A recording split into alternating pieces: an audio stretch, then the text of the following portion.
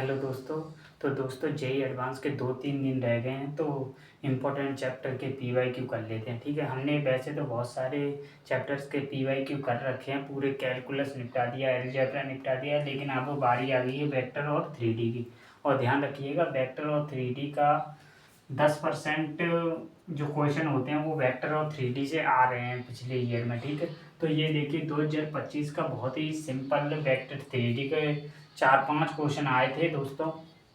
33 सवालों में से 33-34 सवालों में से दोस्तों 5 क्वेश्चन अगर वेक्टर 3D के मिल रहे हैं और बहुत ही सिंपल चैप्टर है, तो इसको कर लेते हैं। ठीक है, तो 4-5 सवाल 2025 में आए हैं, 2024 में भी सेम तरीके से आए हुए हैं। ठीक है, तो चलो हम करते हैं ये क्या बोल रहा है। ठीक है, तो ये क्या बोल रहा है, consider the vector X vector दे रखा है, वाई वेक्टर दे रखा है, जेड वेक्टर दे रखा है for two distinct positive real root number.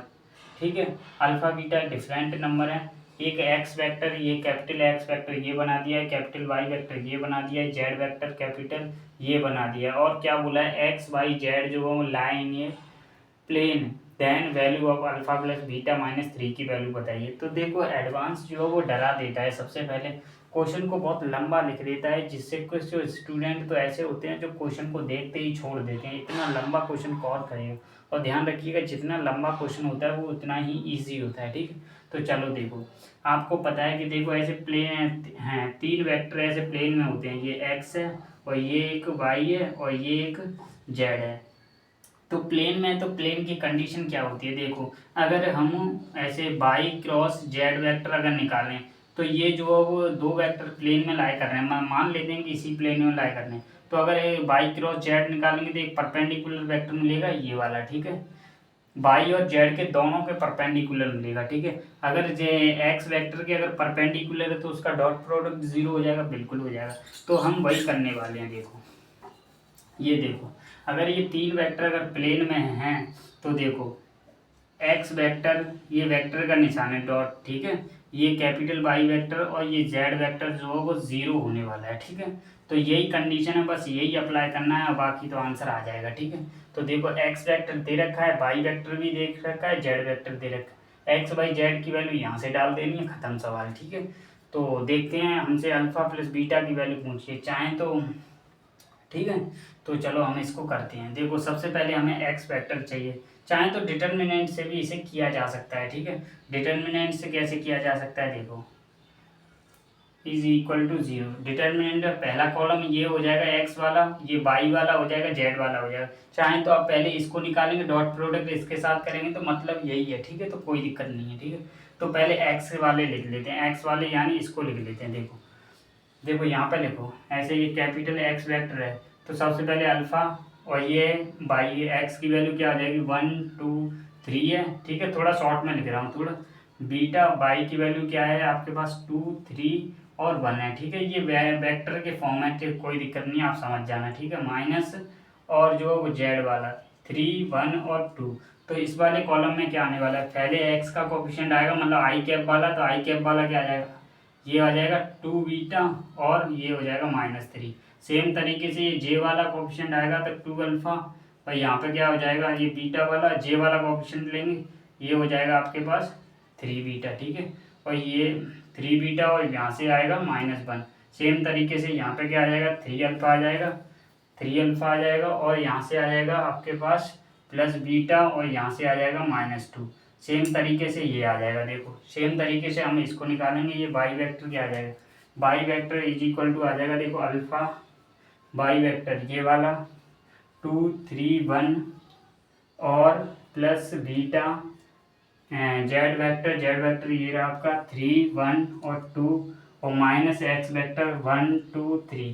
ठीक है, तो इस वाले में इसको लिखेंगे, इसको लिखेंगे तो क्या आएगा, देखो सबसे पहले 2 अल्फा आएगा, प्लस फिर क्या आएगा 3 बीटा आएगा, फिर -1 आ जाएगा। तो देखो मैंने इसको थोड़ा सा एनालाइज किया है, तो इसको देखो यहाँ पे अगर निकालेंगे तो क्या आएगा, यहाँ पे देखो सेकंड वाला लेंगे तो ये आ जाएगा 3 अल्फा प्लस बीटा आएगा, -2 आएगा। सेम तरीके से इसको देखो, ये आ जाएगा अल्फा प्लस 2 बीटा -3 आ जाएगा। ठीक है, यहाँ पे देखो, अब ऐसे ही देखो इसको निकालेंगे इस वाले को, तो देखो अल्फा जेड वेक्टर, यहाँ पे देखो ये यहाँ पर लिख लेते हैं z vector is equal to alpha z वाला यानी 3 1 2 आ जाएगा, और प्लस बीटा वाला बीटा के साथ एक्स वाला यानी 1 2 3 और माइनस वाई वाला यानी 2 3 और ये 1 आ जाएगा। सेम तरीके से पहले एक्स वाला को आई वाला कोएफिशिएंट लिखेंगे तो ये क्या आ जाएगा 3 अल्फा प्लस बीटा माइनस 2 आ जाएगा। सेम तरीके से इसको लिख लेना है अल्फा प्लस 2 बीटा माइनस 3 आ जाएगा, इसको लिखेंगे तो आ जाएगा 2 अल्फा 3 बीटा माइनस 1। ठीक है, तो ये हो गया। बस इसको जीरो किया, अल्फा और बीटा की वैल्यू में कोई रिलेशन आएगा और यहाँ पे पुट कर देंगे, आंसर आ जाएगा। ठीक है, तो चलो इसको सॉल्व करते हैं। देखो आपने एक डिटर्मिनेंट पढ़ रखा होगा, देखो इसको थोड़ा सा मिटा देते हैं। हमें किसकी ज़रूरत है, हमें इसकी ज़रूरत है। तो वैसे तो सब कुछ काम खत्म हो चुका है, कोई दिक्कत नहीं है। ठीक है, देखो एक और कॉन्सेप्ट मैं बता दूंगा, इसका एक और कॉन्सेप्ट है। ठीक है, तो देखो आपने ये वाली डिटर्मिनेंट पढ़ रखी है बी सी ए, इसका स्टैंडर्ड रिजल्ट भी होता है सी बी ए। इसका रिजल्ट क्या होता है, इसका रिजल्ट होता है A plus B plus C और मल्टीप्लाई में A square B square plus C square minus A B minus B C और माइनस सी ए। ठीक है, ये वाला रिजल्ट होता है। सेम तरीके से इसको अप्लाई करना है। देखो ये ए हो जाएगा, ये बी हो जाएगा, ये सी हो जाएगा। देखो फिर से बी आ गया, ये सी आ गया, फिर ए आ गया। ठीक है, सेम तरीके से चल रहा है। तो क्या करेंगे, और ये 0 के बराबर है, तो देखो ये अल्फा हो गया, यानी तीनों को पहले जोड़ेंगे, तीनों को जोड़ेंगे फिर स्क्वायर करेंगे। तो हम इस वाले कोएफिशिएंट को ले लेते हैं, यानी ये वाला टर्म जो है वो पूरा 0 होने वाला है। तो पहले इसको लेंगे alpha plus beta plus gamma, A plus B plus C करना है। तो अल्फा 3 अल्फा यानी ये कितना हो जाएगा 6 अल्फा आ जाएगा, 6 अल्फा प्लस सेम तरीके से 2 बीटा 5 बीटा यानी 6 बीटा आ जाएगा सेम तरीके से। ठीक है, और यहाँ पे क्या आ जाएगा -3 -4 हो गया, ये -6 हो गया, तो -6 आ गया, ये हो गया। ठीक है, सेम तरीके से यहाँ पे इसको भी निकालेंगे। तो ये अल्फा है, तो अल्फा का ये ए का स्क्वायर आ जाएगा, तो ये इसका स्क्वायर कर लेना है। ठीक है, कोई दिक्कत नहीं। इज इक्वल टू 0 करना है, तो सबसे पहले इस कोएफिशिएंट को 0 करते हैं। तो यहाँ से क्या आ जाएगा alpha plus beta is equal to 1 आ रहा है क्या, यही आ रहा है क्या, बिल्कुल यही आ रहा है। तो दोबारा जोड़ के देख लेते हैं 2 अल्फा 3 अल्फा यानी 6 अल्फा हो गया, यहाँ से भी कितना हो गया 6 हो गया, यहाँ से क्या आ गया ये भी 6 हो गया। अगर ये 6 हो गया, अल्फा प्लस बीटा की वैल्यू क्या आ गई 1 हो गई।